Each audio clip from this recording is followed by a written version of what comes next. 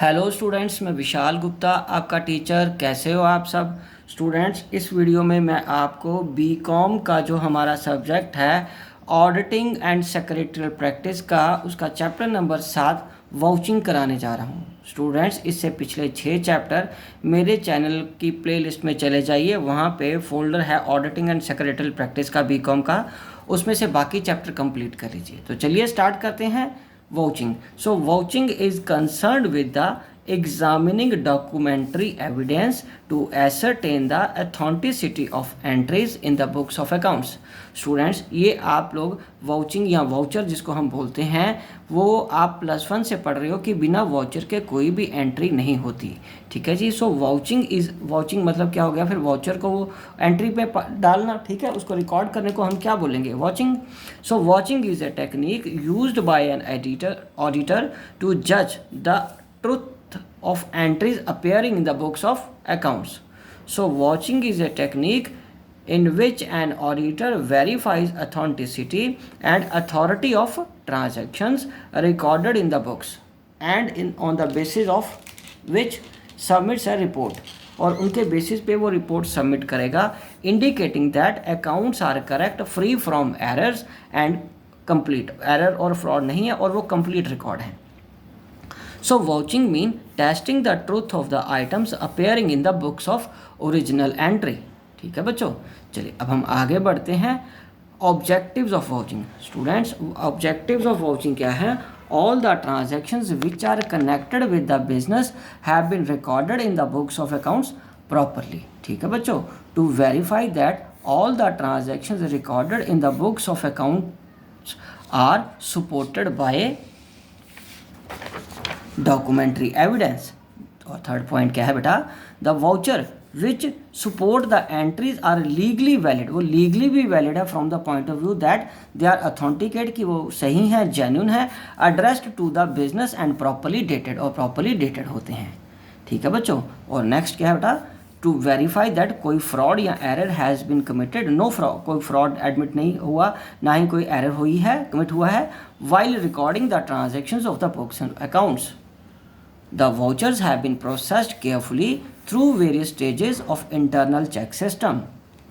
Every transaction recorded has been adequately authenticated by a responsible person. ठीक है बच्चों।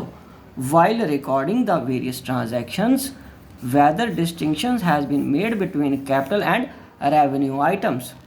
और उसके बाद 8th पॉइंट है, whether accuracy has been observed while totalling, carry forward and recording an amount in the account. ठीक है बच्चों। उसके बाद बेटा अगला पॉइंट है, जो हेडिंग है हमारा वो मेन, वो है इंपॉर्टेंस ऑफ वाउचिंग। चलिए अब हम इसको पढ़ते हैं। वाचिंग की इंपॉर्टेंस में सबसे पहला पॉइंट आ रहा है, vouching is essence of auditing. Auditing बिना वाचिंग के पॉसिबल ही नहीं है। ठीक है बच्चों। So success of auditing depend upon the efficiency with which vouching has been applied during the process of auditing. ठीक है जी। और उसके बाद various frauds can be detected only if vouching is conducted in an intelligent and searching manner. ठीक है जी। और उसके बाद vouching is backbone of auditing. Vouching क्या है? बैकबोन है ऑडिटिंग की। और vouching is must for special और एक्स्ट्रा ऑर्डनरी आइटम्स। और उसके बाद vouching and routine checking. So routine checking is simple checking involving checking of each carry forward, posting to ledger, balancing of accounts and transfer of balance to the trial balance. तो ये एक तरह की routine checking है, trial balance तक वो entry कैसे जा रही है। सो vouching is a broader term. तो रूटीन चेकिंग में तो ये सारा कुछ आएगा ना, तो वाचिंग एक उसमें ब्रॉडर टर्म है जिसमें रूटीन चेकिंग भी शामिल होती है। ठीक है बच्चों। चलिए आगे बढ़ते हैं। Both have important place in auditing. Routine checking is a mechanical device whereas in vouching an intelligent checking of various transactions is made with the help of the documentary evidence. ठीक है बच्चों। चलो अब हम आगे बढ़ते हैं। Voucher क्या होता है आपको पता है? A transaction is recorded in the books only जब कोई documentary evidence is available to support the transaction. It may be a receipt, a resolution passed in the meeting, cash memo, pay in slip, purchase invoices, sale invoices, minutes of the meetings. All such documentary evidences are known as vouchers.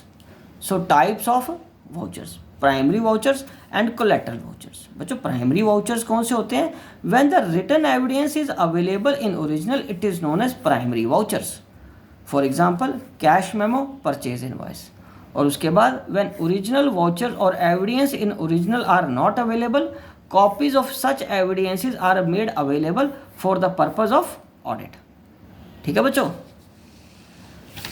चलिए अब हम आगे बढ़ते हैं. Nature of transaction vouchers available. तो पहला है for cash payment के लिए कैश मेमो होना चाहिए, रसीट रिसीव्ड होनी चाहिए, जो आपको रसीद मिली है पेमेंट करते समय.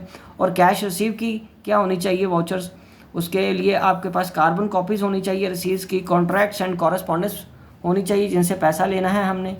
Purchases, invoices, copies of order, goods inward register. For sales के लिए goods outward register, order, copies of invoices. Opening में journal entries, bills payable, bill receivable, last year की बैलेंस शीट की एंट्रीज. ये सारे ट्रांजैक्शंस हैं जो इनके वाउचर्स अवेलेबल होते हैं. So point to be noted while watching. वो कौन से पॉइंट है जो हमें वाचिंग के समय रिकॉर्ड करने या नोट करने हैं? सबसे पहला है बेटा, auditor must verify the authenticity of the transaction. दूसरा, auditor should see that all the vouchers are numbered serially and dated. तीसरा, the vouchers which have been checked by the auditor should be stamped.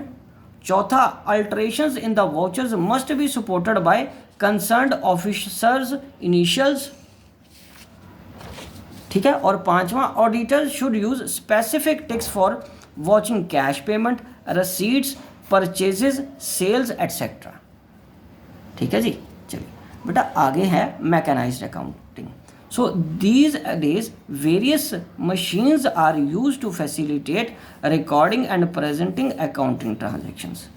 These machines are also used to apply control and checks. ठीक है जी. Mechanise system में तो machine से ही काम होगा बेटा. The auditor must be consulted. Auditor must be consulted before introducing such machines. Okay, it will help to attain maximum benefits of such machines. In traditional accounting system of accounting, manual operations जो हम चलाते थे for the maintenance of accounts, a number of steps are needed to record the transactions. This involved lot of expenditure and wastage of time. And day to day the demand from accounting system has increased. The accounting information is needed for various purposes within a short time. All such requirements can be met by mechanized system of accounting. और उसके बाद 7th में हम अब आगे next point करेंगे, page number 7, advantages of mechanised accounting system. इसके क्या सिस्टम के फायदे हैं मैकेनाइज्ड सिस्टम ऑफ अकाउंटिंग के? Chances of errors are reduced to minimum as the number of machines can do work efficiently. दूसरा, it helps to reduce the time and cost of the performing the task. तीसरा, the use of machines to record accounting information enhances the speed of the work. और चौथा, the work done by the machines is more neat and legible than the work done by hand. ठीक है जी. Machine का काम ज़्यादा साफ सुथरा होगा और वो लीजिबल होगा and as compare to hand, मतलब जो काम हाथ से करोगे आप उससे. The expenditure on internal audit and internal check can be minimised.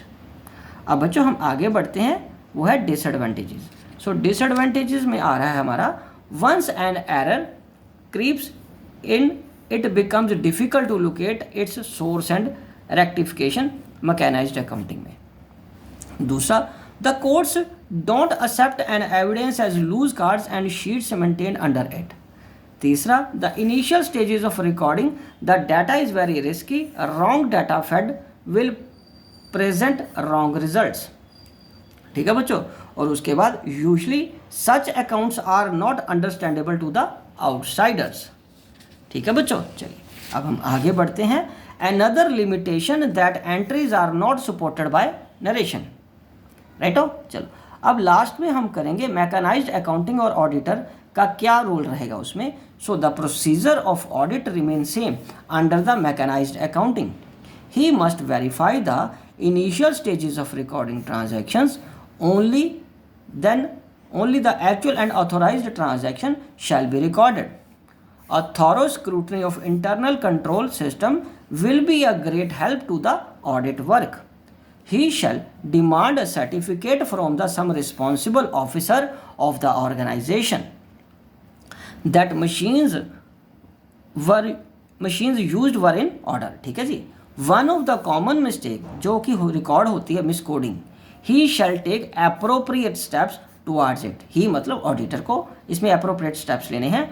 Whenever any explanation is needed, he must obtain it as the entries are without narration in the mechanized system. ठीक है बच्चों.